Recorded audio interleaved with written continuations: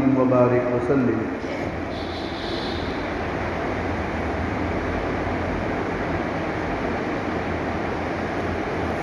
اس دنیا میں جو اللہ کا قرب حاصل کرنا چاہتا ہے، اللہ کا محبوب بننا چاہتا ہے، تو اس کے لیے یہ لازمی اور ضروری ہے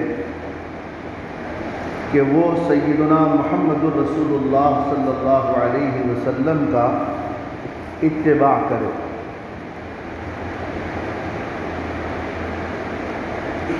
اللہ تعالیٰ نے سیدنا محمد الرسول اللہ صلی اللہ علیہ وآلہ وسلم کے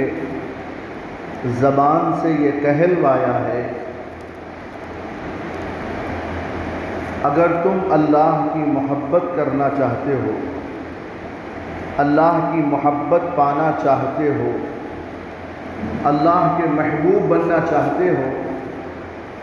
تو فاتبعونی، میرا اتباع کرو۔ اتباع نبوی، سنتوں کا اتباع، آپ کی تعلیمات کا اتباع، آپ کے ایک ایک ادا کا اتباع، جو کرے گا وہ اللہ کا محبوب بنے گا، اللہ کا قرب اس کو حاصل ہوگا۔ اس آیت مبارکہ میں بہت بڑا پیغام ہے۔ اگر کوئی آدمی خالصتاً یہ دعویٰ کرے کہ میں اللہ کا محبوب بن جاؤں یا اللہ مجھ سے محبت کرتے ہیں، تو یہ اس کی خام خیالی ہے، اس لیے کہ اللہ کی محبت چاہتے ہیں یا اللہ کے محبوب بننا چاہتے ہیں، تو لازمی اور ضروری یہ ہے کہ وہ آقائے دو جہاں سیدنا محمد رسول اللہ صلی اللہ علیہ وسلم کا اتباع کرنا پڑے گا۔ بغیر ان کے اتباع کے کوئی اللہ کا محبوب نہیں بن سکتا۔ جیسے یہودی اور نصارہ، یہودی اور نصارہ یہ لوگ دعویٰ یہ کیا کرتے تھے کہ ہم اللہ کے احبہ ہیں اور اللہ ہم کو چاہتا ہے۔ قرآن کریم میں اللہ نے فرمایا وقالت اليہود والنصارى نحن ابناء اللہ واحباؤہ۔ یہود اور نصارہ یوں کہا کرتے تھے کہ ہم اللہ کے بیٹے ہیں اور اللہ کے چاہنے والے ہیں اور اللہ ہمیں چاہنے والے ہیں۔ یہ ان کو بڑی خوش فہمی تھی۔ تو ایسا اگر دعویٰ ہے تو وہ سراسر غلط ہے، بہت بڑی غلط فہمی ہے ان کی۔ اس لیے کہ یہودی جب تک عیسیٰ علیہ السلام تشریف نہیں لائے تو حضرت موسیٰ علیہ السلام کی شریعت پر عمل کرتے رہے۔ یقیناً وہ اللہ کے محبوب تھے اگر سچا اتباع، سچی شریعت پر عمل کرتے رہے۔ لیکن جب حضرت عیسیٰ علیہ السلام دنیا میں تشریف لائے اور اپنی نبوت کا اعلان فرمایا، تو اب لازمی اور ضروری یہ ہے کہ وقت کے نبی کا اتباع کرنا پڑے گا، اور وقت کے نبی کا اتباع کیے بغیر اگر وہ حضرت موسیٰ علیہ السلام کی شریعت پر سچے دل کے ساتھ اگر عمل کرتے بھی رہیں تو وہ اللہ کی نظر میں محبوب نہیں بلکہ اللہ کی نظر میں مبغوض ہوں گے۔ اس لیے کہ وقت کا جو پیغمبر دنیا میں تشریف لایا ہے اس کا اتباع اب لازمی ہوگا۔ ایسے ہی سیدنا محمد رسول اللہ صلی اللہ علیہ وآلہ وسلم کے آنے سے پہلے، آپ کے نبوت کے اعلان سے پہلے جتنے عیسائی لوگ ہیں، نصارہ، وہ حضرت عیسیٰ علیہ السلام کی شریعت پر سچے دل سے اگر عمل کرتے رہے ہوں گے تو یقیناً وہ اللہ کے محبوب بندے ہیں۔ لیکن جب سیدنا محمد رسول اللہ صلی اللہ علیہ وسلم تشریف لائے اور آپ نے اپنی نبوت کا اعلان کیا ہے تو اس وقت تمام لوگوں کو حضور پاک صلی اللہ علیہ وسلم کو نبی ماننا پڑے گا اور آپ کی شریعت کا اتباع کرنا پڑے گا۔ اگر کوئی یہ دعویٰ کرے کہ ہم عیسیٰ کی شریعت پر عمل کر رہے ہیں سچے دل کے ساتھ، چاہے وہ کتنا بھی عمل کرے، اب اللہ کی نظر کے وہ محبوب نہیں بلکہ مقبوض ہو جائے گی، یہ قاعدے کلیہ ہے۔ تو آقا دو جہاں سیدنا محمد رسول اللہ صلی اللہ علیہ وآلہ وسلم کی تشریف لانے کے بعد یہ یہود اور نصارہ یہ کہا کرتے تھے کہ ہم تو اپنے اپنے پیغمبروں کی شریعت پر عمل کر رہے ہیں۔ تو اللہ تبارک و تعالی نے فرمایا ان کنتم تحبون اللہ، اگر تم اللہ کے محبوب بننا چاہتے ہو، جیسا تمہارا دعویٰ ہے کہ نحن ابناء اللہ و احباؤہ، کہ اللہ ہمارا چاہنے والا ہے، ہم اللہ کے احبا ہے، اللہ کے پسندیدہ قوم ہے، اگر تم یہ بننا چاہتے ہو تو تمہیں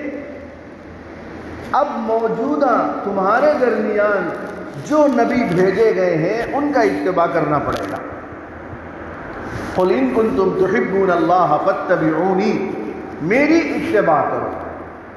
یحببکم اللہ، تو پھر اللہ تمہیں پسند کرے گا، ویغفر لکم ذنوبکم، اور اللہ تمہارے گناہوں کو معاف کرے گا۔ آقا دو جہاں سیدنا محمد رسول اللہ صلی اللہ علیہ وآلہ وسلم کے چچا ابو طالب، اللہ کے رسول علیہ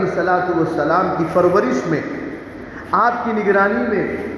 آپ کے پالنے اور پوسنے میں بڑا کردار ادا کیا ہے آپ نے، اور خود آقا دو جہاں نبی کریم صلی اللہ علیہ وسلم نے اپنے چچا جان حضرت ابو طالب کی مہربانیوں کا ذکر فرمایا، بڑی محبت فرمایا کرتے تھے چچا، اور بڑی محبت فرمایا کرتے تھے بھتیجے اپنے چچا سے۔ لیکن ابو طالب باوجود حضور علیہ السلام سے سچی محبت کے، لیکن ابو طالب ایمان نہیں لائے۔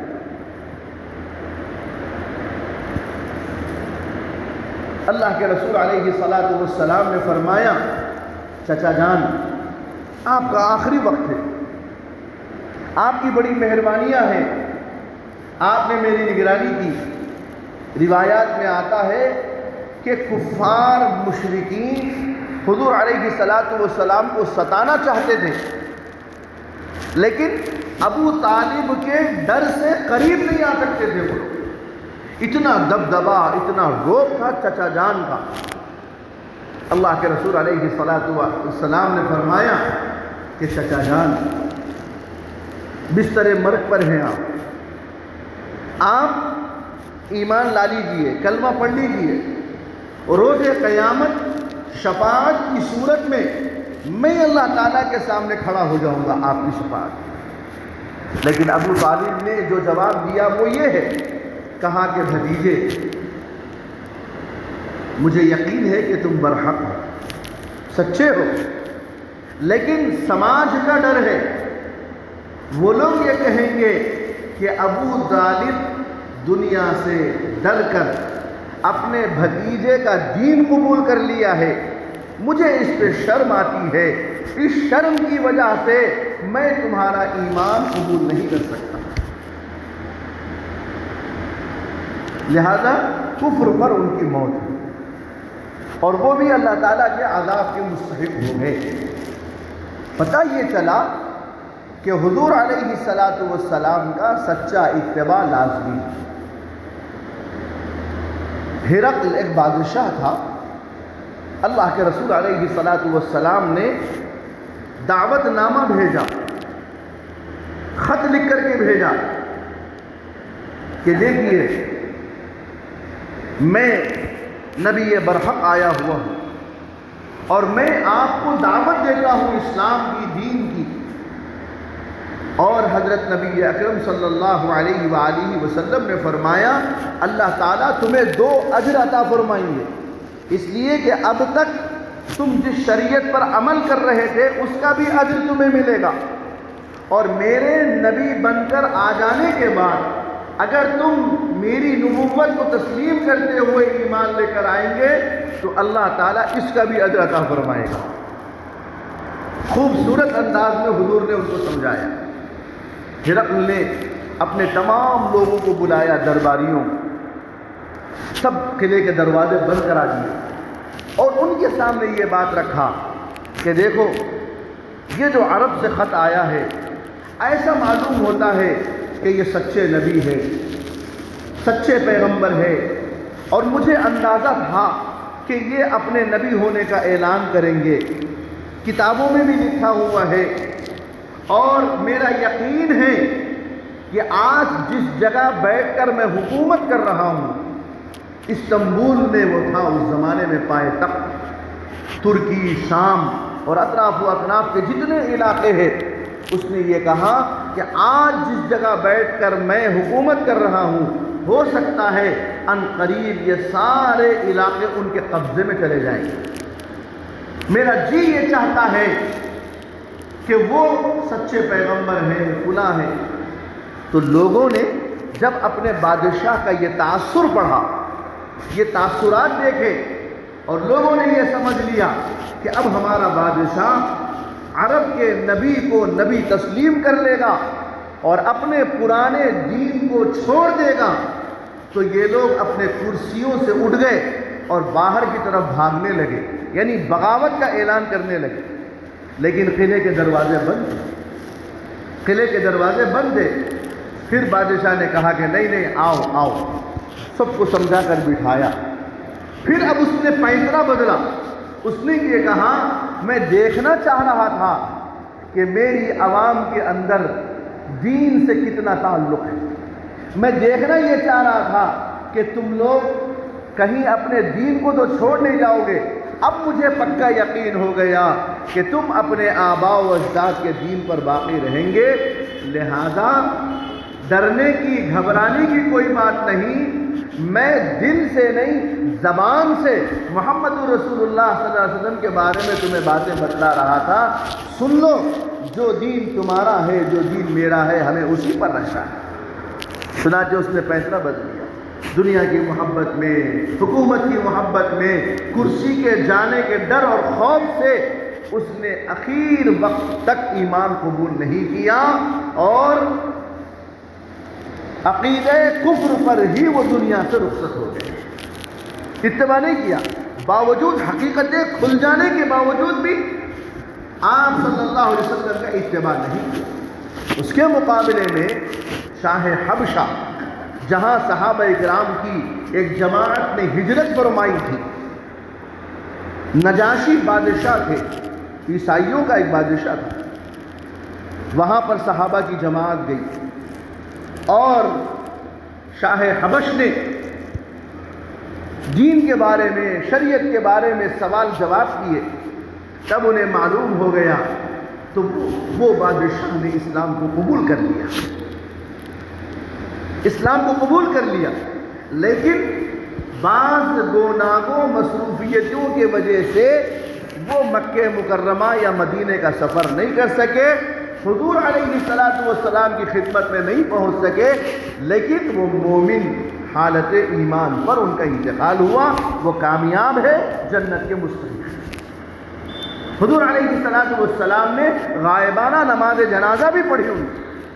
شاہ حبش۔ تو معلوم یہ ہوا ہے کہ یہ آیت میں اللہ تعالیٰ نے جو بات ارشاد فرمائی، ان کنتم تحبون اللہ فاتبعونی، اگر تم اللہ کے محبوب بننا چاہتے ہو،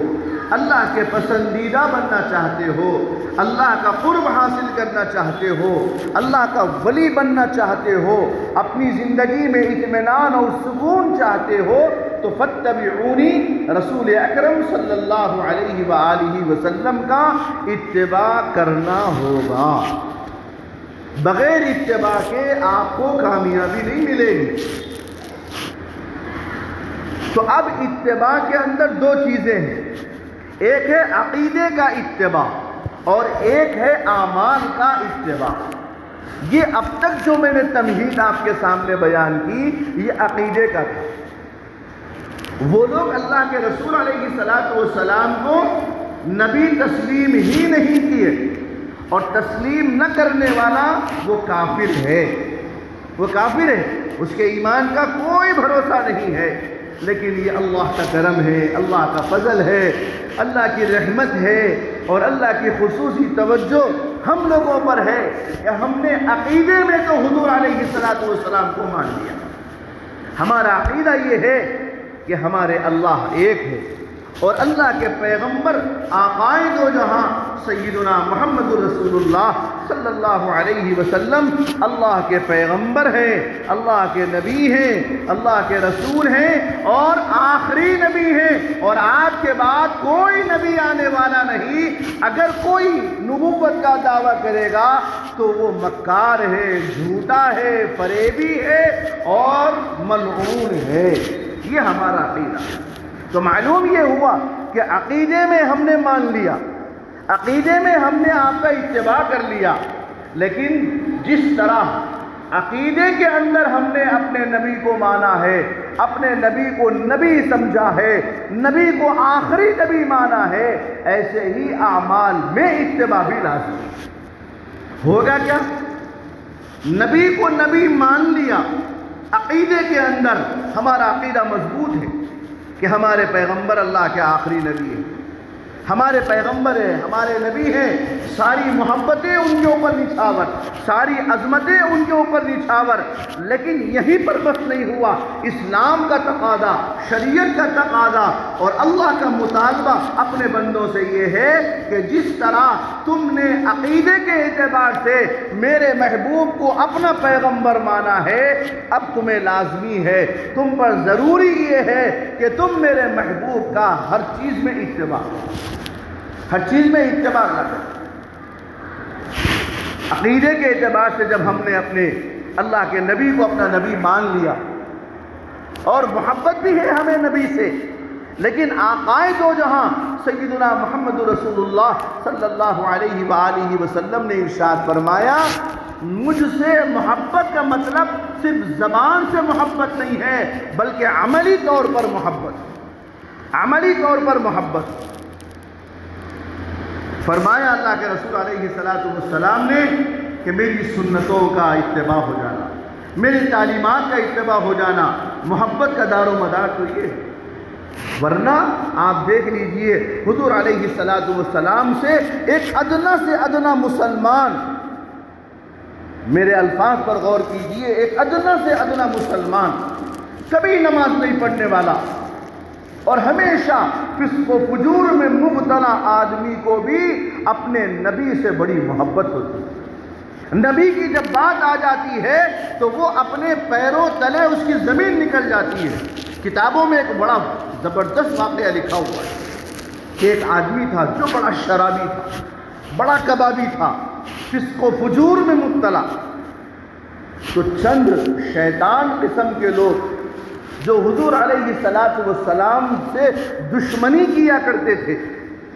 اور حضور صلی اللہ علیہ وسلم کے بارے میں ہنسی مذاق اڑانا ان کو بڑا پسند ہوتا تھا، تو انہوں نے اس مسلمان کو پکڑا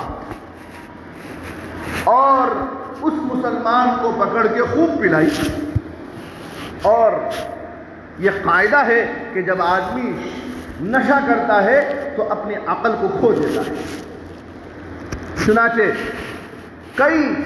دشمن جو ہے بیٹھ گئے وہ مسلمان کو لے کر کے، اب اس کے بارے میں کہنے لگے، بڑے بڑے لوگوں کے تذکرے اس کے سامنے کر رہے ہیں۔ جیسے اس زمانے میں ایک بہت بڑا آدمی تھا، ڈاکٹر ابو علی سینا، بھائی اس کا نام لیا اس مسلمان کے سامنے۔ اب وہ شراب کے نشے میں مست تھے، اس سے کہا گیا ابو علی سینا کو جانتے ہو؟ تو اس نے شراب کے نشے میں کیا کہا؟ ہاں ہاں ابو علی سینا کو جانتا ہوں، وہ میرے گھر کی صفائی کرتا ہے روز، میرا لیٹرین صاف کرتا ہے روز۔ اب یہ لوگ ہنسنے لگے، آہستہ آہستہ اس کو پٹری پہ لانے لگے۔ پھر کسی بڑا سائنسداں تھا اس زمانے میں، سائنسداں کا نام لیا کہ تو اس کو جانتا ہے؟ تو شرابی نے کہا ہاں ہاں جانتا ہوں، وہ سائنسداں روزانہ میرے بچوں کو تو اسکول چھوڑاتا ہے، وہ میرے گھر کا نوکر ہے۔ بڑی بڑی ڈینگیں مارنے لگا۔ اب بڑے بڑے لوگوں کے نام لیتے، ہنسی مذاق ہوتا۔ ان کا منصوبہ یہ نہیں تھا، ان کا منصوبہ یہ تھا کہ محمد رسول اللہ صلی اللہ علیہ وسلم کا نام لیں گے، ان کے بارے میں یہ کیا کہے گا، ہنسی مذاق اڑائیں گے۔ جب کئی لوگوں کے نام لے لیے گئے تو اب اس شرابی، کبابی، فسق و فجور میں مبتلا مسلمان کے سامنے یہ کہا گیا، اچھا یہ بتاؤ کہ تم محمد الرسول اللہ کو جانتے ہو، جو تمہارے نبی ہے، آخری پیغمبر ہے، جو یہ کہتے ہیں کہ ایک رات میں مکے سے نکلے اور آسمانوں کا سیر کیے، اللہ سے ملاقات کر کے پھر رات میں آ گئے، ایسا تم مانتے ہیں؟ تو وہ جو شرابی مسلمان تھا اب تک سب کی ہنسی مذاق اڑا رہا تھا، جیسی آقا کا نام آیا وہ کھڑے ہو گیا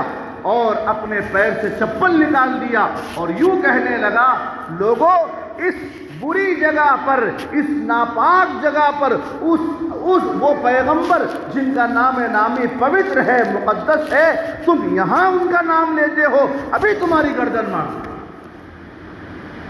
یہ لوگ سمجھ گئے کہ ان مسلمانوں کے دلوں میں اللہ کے رسول کی محبت کوٹ کوٹ کر بھری ہوئی ہے، اس کو نکالا نہیں جا سکتا، اس کو ختم نہیں کیا جا سکتا۔ ہزار بار کوشش کر لو، ہزار بار حضور علیہ السلام کی توہین کر لو، لیکن اللہ کا قاعدہ ہے، اللہ کا قانون ہے، یہ محبت اسلام کے ماننے والے مسلمان کے بچے بچے کے اندر کوٹ کوٹ کر بھری ہوئی ہے۔ اس لیے کہ ہمارا عقیدہ یہ ہے کہ اللہ کے محبوب سیدنا محمد رسول اللہ صلی اللہ تعالی علیہ وآلہ وسلم اللہ کے پیغمبر ہیں، ہمارے نبی ہیں، ہمارے محبوب ہیں، وہ ہمارے سردار ہیں، وہ ہمارے خاتم النبیین ہیں، اور جنت میں جانے کے مستحق ہم ان کی سفارش کے ساتھ اور اللہ کے فضل و کرم کے ساتھ انشاءاللہ جنت میں جائیں گے، یہ ہمارا عقیدہ ہے۔ لیکن اسی پر کافی نہیں ہے، اسی پر کافی نہیں ہے۔ قرآن کی آیت کو جب ہم دیکھیں گے تو قرآن کی آیت یہ مطالبہ کرتی ہے کہ جس طرح تم عقیدے کے اندر مضبوط ہو اور نبی کو نبی مانتے ہو، یاد رکھو اعمال میں بھی نبی کا اتباع کرنا پڑے گا۔ اس لیے کہ اگر اعمال کے بغیر اسی عقیدے کے مطابق اگر مر جائیں گے تو پہلے مرحلے میں جنت میں نہیں جائیں گے، پہلے جہنم میں جلنا پڑے گا۔ وہ ایمان کی وجہ سے اللہ تعالی ہمیں جنت میں بھیجے گا، لیکن بعد میں مرحلہ آئے گا۔ مومن کہلاؤ گے، مسلمان کہلاؤ گے، لیکن اللہ تعالیٰ جنت میں جانے کے قابل کر کے پھر بھیجے گا جنت۔ تو اس لیے اعمال کا اتباع بھی لازمی ہے۔ ہمارا کام یہ ہو کہ ہم نبی کریم علیہ السلام کو جس طرح عقیدے کے اعتبار سے قبول کیا ہے، مان لیا ہے، ہمارا ایمان اس کے اوپر مضبوط ہے، پکا ہے، ایسے ہی ہماری زندگی کے ہر شعبے میں نبی کا اتباع آ جائے، نبی کا اتباع آ جائے۔ تاجر ہے تو تجارت کرنے والا دیکھے میرے نبی کا حکم کیا ہے تجارت، اگر وہ زراعت کرنے والا کسان ہے تو وہ یہ دیکھے کہ میرے نبی نے زراعت کرنے کے کیا احکامات دیے ہیں، اس کے مطابق میں زراعت۔ اگر وہ نبی کا ماننے والا ہے تو وہ یہ دیکھے کہ میرے نبی کے اخلاق کیا تھے، اگر بیوی ہے تو بیوی کے انداز کو کیا سکھایا گیا، شوہر ہے تو شوہر کا کیا کردار ہے، اولاد ہے تو اولاد کا کردار کیا ہے، ماں باپ ہے تو ماں باپ کا کردار کیا ہے، ساری چیزیں نبی کریم علیہ السلام کی زندگی میں ملتی ہے۔ اسی لیے فرمایا اعمال کے اندر نبی کا اتباع لازمی اور ضروری ہوگا، اور بغیر اتباع کے وہ کامل مسلمان نہیں ہوگا۔ آقا دو جہاں صلی اللہ علیہ وسلم نے فرمایا لا یؤمن احدکم حتی اکون احب الیہ من والدہ وولدہ والناس اجمعین۔ جس طرح نبی نے یہ حدیث فرمائی کہ آدمی اس وقت تک مومن کامل نہیں ہو سکتا جب تک کہ میں اس کے ماں باپ کے بڑھ سے اور اس کی اولاد سے بڑھ کے اس کے مال کے بڑھ سے میں محبوب نہ ہو جاؤں۔ اسی طریقے سے آقا دو جہاں صلی اللہ علیہ وسلم نے ایک اور حدیث میں فرمایا لا یؤمن احدکم حتی یکون ہواہ تبعا لما جئت بہ۔ جس طرح حضور علیہ السلام کی محبت میں آپ کامل ہو، اسی طریقے سے حضور علیہ السلام نے جس دین کو لے کر اس دنیا میں تشریف لائے ہیں اور جس دین کی دعوت و تبلیغ کی ذمہ داری ہم پر چھوڑی ہے، جب تک ہم اس کا اتباع مکمل نہ کریں گے اس وقت تک کامل مومن نہیں ہو سکتے۔ اس لیے ہم یہ غور کریں، یہ سوچیں، یہ فکر کریں کہ ہماری معاشرتی زندگی، ہماری سماجی زندگی، لین دین کے معاملے میں، زبان کے بولنے کے بارے میں، کان کے سننے کے بارے میں، آنکھ کے دیکھنے کے بارے میں، ہاتھ کے اٹھانے کے بارے میں، پیر کے چلنے کے بارے میں، اخلاق میں اور دوسری زندگی کے شعبے میں ہمارا اتباع نبی کریم علیہ السلام سے کیسا ہے؟ غور کرے، فکر کرے، یہ ضروری ہے ہمارے لیے، اور یہ اصل چیز ہے ہمارے لیے، اس کی بغیر نجات ہماری ممکن نہیں ہے۔ ہمیں غور کرنا چاہیے کہ اللہ تبارک و تعالیٰ نے ہمیں جو ہے یہ مقام و مرتبہ عطا فرمایا۔ اللہ کے فضل و کرم سے اللہ تعالیٰ ہمیں روزی روٹی دے رہے ہیں اور باعزت زندگی اللہ تعالیٰ گزارنے کی ہمیں توفیق دے رہے ہیں، اور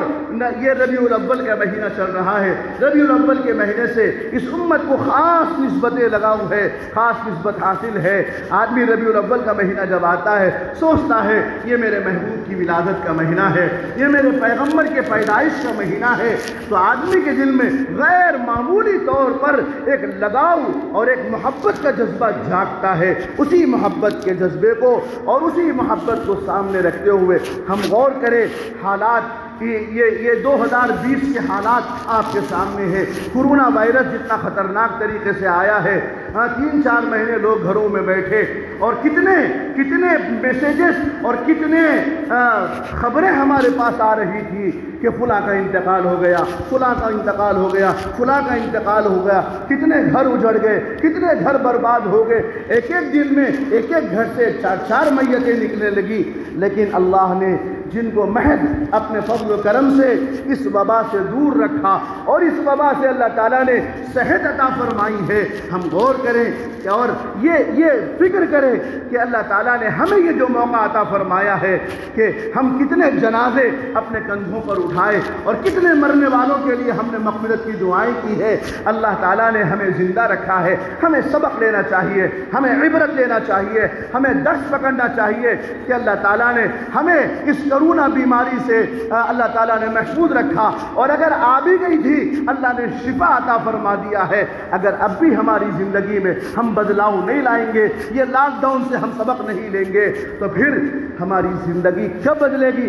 ہماری زندگی میں کیا انقلاب آئے گا؟ ہمیں غور کرنا ہے، ہمیں فکر کرنا ہے۔ کورونا یہ بیماری نے جو پیغام دیا، یہ پیغام یہی ہے کہ لوگوں اللہ سے محبت کر لو، اللہ کے نبی کے طریقے پر آ جاؤ۔ اگر اتنی بڑی مہاماری کے باوجود اگر ہم نے درس نہیں پکڑا اور سبق نہیں لیا، وَتِلْكَ الْأَيَّامُ نُدَاوِلُهَا بَيْنَ النَّاسِ،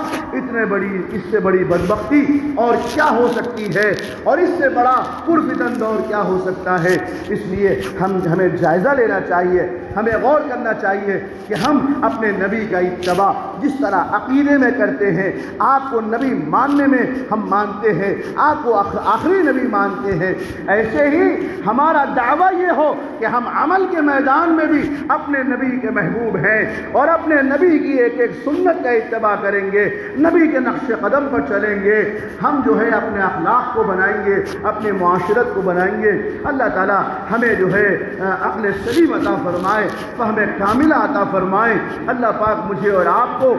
نبی کریم علیہ الصلاۃ والسلام کی سچی محبت کی توفیق عطا فرمائے۔ وآخر دعوانا ان الحمد للہ رب العالمین۔